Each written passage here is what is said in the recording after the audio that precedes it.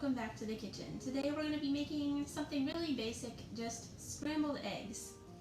And scrambled eggs is very basic, but you can also do a lot of variations on it to make it a little bit more special, which I'm going to be doing today. Here are the ingredients we're going to be using. Obviously eggs. Also I'm going to be putting in some homemade tomato sauce that I made over the summer with yellow tomatoes. Some feta cheese. We're going to need olive oil. I'm going to be putting in some green pepper and red onion and some various herbs and spices. I have here some thyme, oregano, and parsley, and some pepper. Okay, so I've already washed my pepper and onion, so we're going to start chopping those up.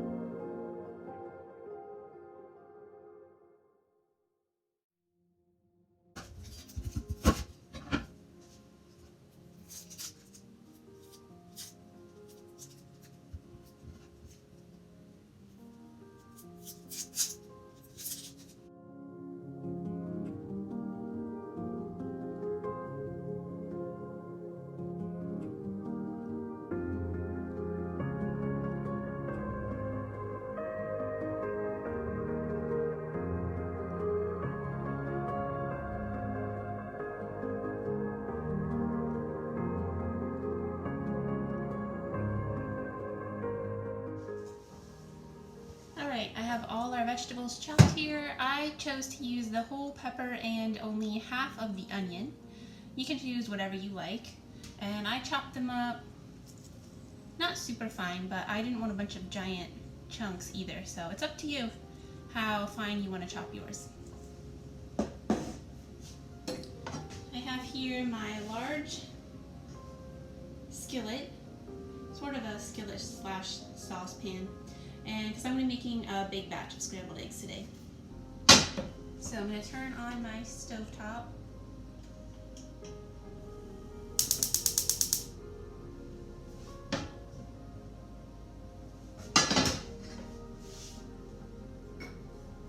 And first I need to put some oil in the bottom of the pan. I'm using extra virgin olive oil.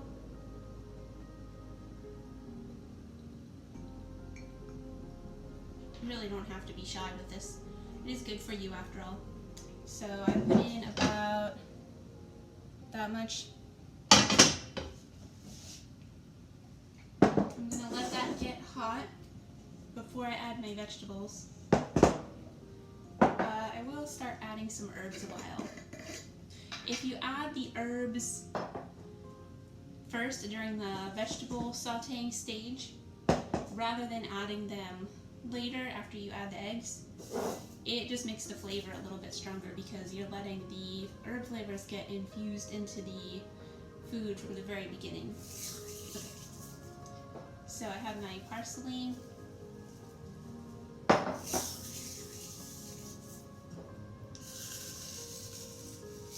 And I'm being careful that my hands are dry before I'm reaching in here, and I'm not going to let this get too close to the hot dish because I don't want this to start to steam up or get any water in it at all, because I want my herbs to last as long as possible. And just in case I didn't mention this earlier, I do have this on medium heat right now.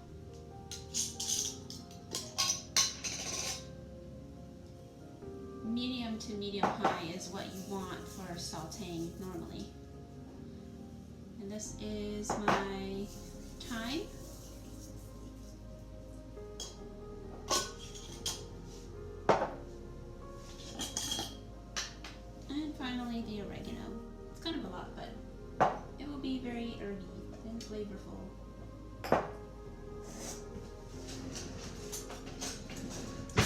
have something like this.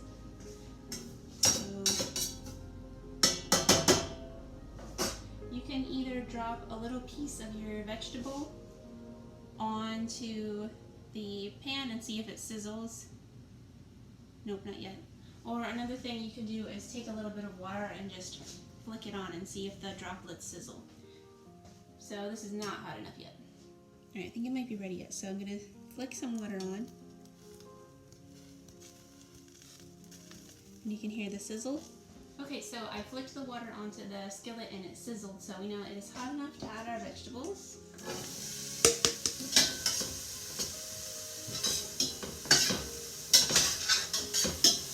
I'm just going to be stirring my vegetables all around to make sure they get evenly coated with the oil.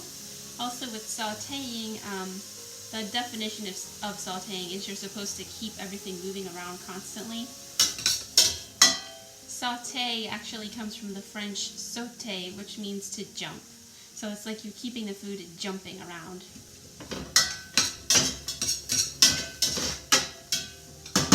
However, I'm not going to be too terribly strict about that at the moment because I want to get my eggs ready. They'll be fine for a little bit, so we're going to put our eggs in here to scramble. I have here my compost ready to put the shells in.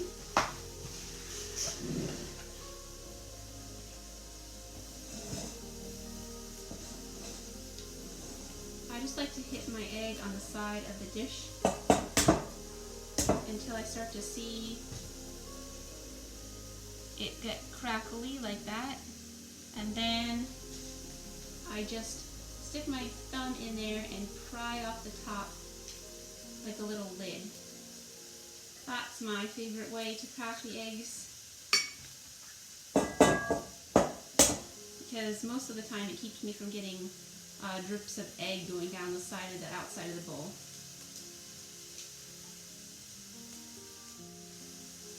Keep an eye out for if any little bits of shell accidentally get in, because you don't want to be crunching down on a mysterious crunchy object when you're trying to enjoy your scrambled eggs. So I got a little shell rescued out of there.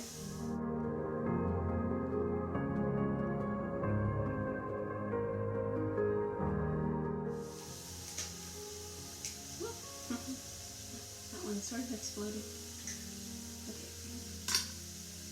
Alright, that's 6 eggs. I think that's good.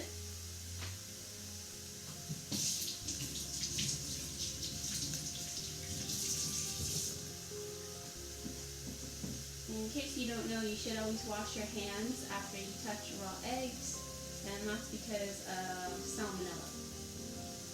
Raw eggs have salmonella, sometimes.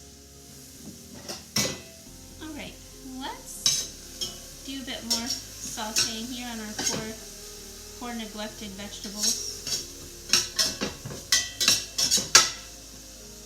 And you might notice, hopefully you can notice, the green of the peppers is slightly a brighter green. The red of the onions is a slightly brighter red. So that means that's a good sign. That's what we want to show that they're at the right stage to add the eggs. So let's finish getting our eggs ready. I'm going to be adding in some of my tomato sauce from the summer. This is just if you didn't watch that video, I'll link it below. This is just a really basic tomato sauce. It's just the tomatoes, a tiny bit of salt, and a tiny bit of honey. It's a base sauce, so you can use it to make other things is the idea. Add some pepper.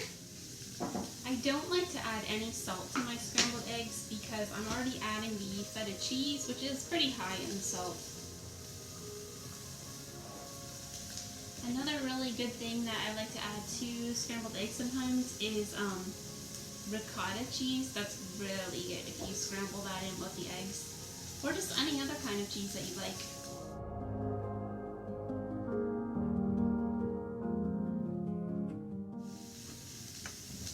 The idea behind the beating or the scrambling is not just to mix the ingredients together, it's also to get some air into your mixture so that your final product will be more light and fluffy. And I don't know if you can see, but there's bubbles in there now, which is what we want.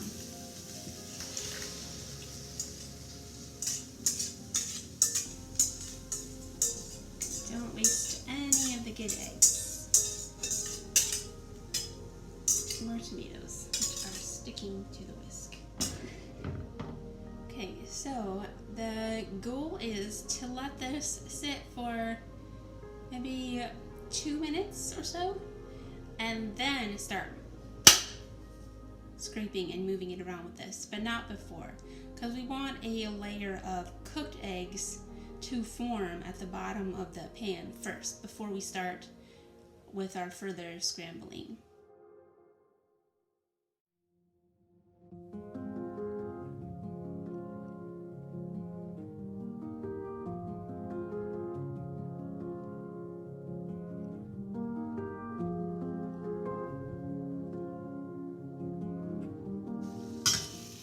Alright, yep, it's starting to cook on the bottom of the pan. Oops.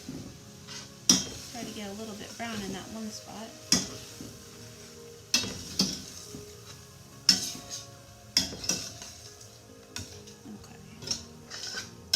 Still pretty liquidy though, so I'm going to turn the heat down a little bit to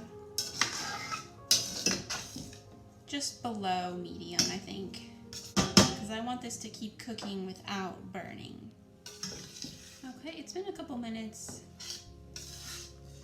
and I think what I need to do is I'm going to change my strategy. I'm going to turn the heat back up, but I'm going to scrape the pan more often, because it is a little liquidy due to the tomato sauce, and I want some of that to evaporate. It's now cooking much faster than before, and the liquid is bubbling and starting to evaporate. Also, because my pan is a little bigger than my burner, I did just flip the pan around to make sure that the parts that are further away from the burner are still getting cooked evenly. Okay, and you might notice some of the areas that are bubbling the most are actually starting to look more solid now. So they're getting cooked. That's what we want, definitely. This method is working a lot better than the low and slow method from before. At least for adding ingredients that may be a bit more liquidy, this works better. Okay, I'm now going to scrape some of the areas that have been getting more cooked now and just flip them.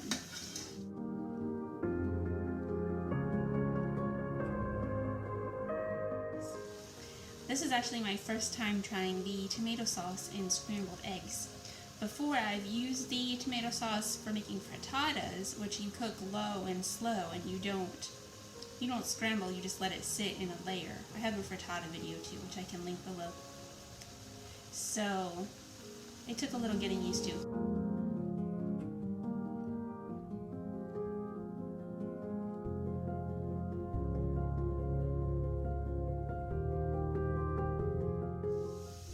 I'm pretty happy with this. It's looking mostly dry and cooked. I'm just gonna wait a couple more minutes because I like to make sure it's definitely cooked. Alright, it's all done. I just turned the heat down a notch and left it on for another minute or so. And obviously you can put in whatever ingredients you want. If you don't like peppers or onions or whatever, put in some different things. You can even just do it really simple with only the eggs and some cheese and maybe some pepper. That's what's nice about this dish, is you can just change it to your own taste. Alright, thanks for joining us here in the kitchen. Have a great rest of your week. Bye! Just a little bit of an idea for cleaning your pan after you're done cooking your eggs. If you have spots that are just stuck on and no matter what I do is, well, first of all, right after I'm done cooking, I put the pan in the sink and I let it soak there, and sometimes even overnight. Then I take the spatula that I used to turn the eggs and I scrape to get anything that's stuck on off, or at least most of it. Then I rinse it again Then, if I still have stuck on pieces, these little scrubby things tend to work really well. And another thing that tends to work really well is the magic eraser. I'm going to go with the scrubby today.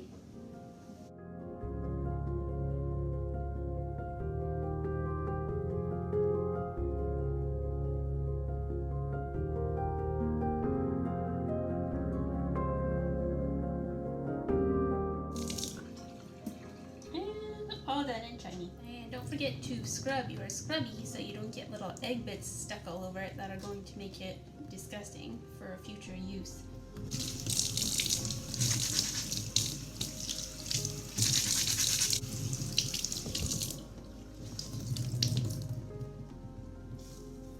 And then I just set it out behind the spigot to dry.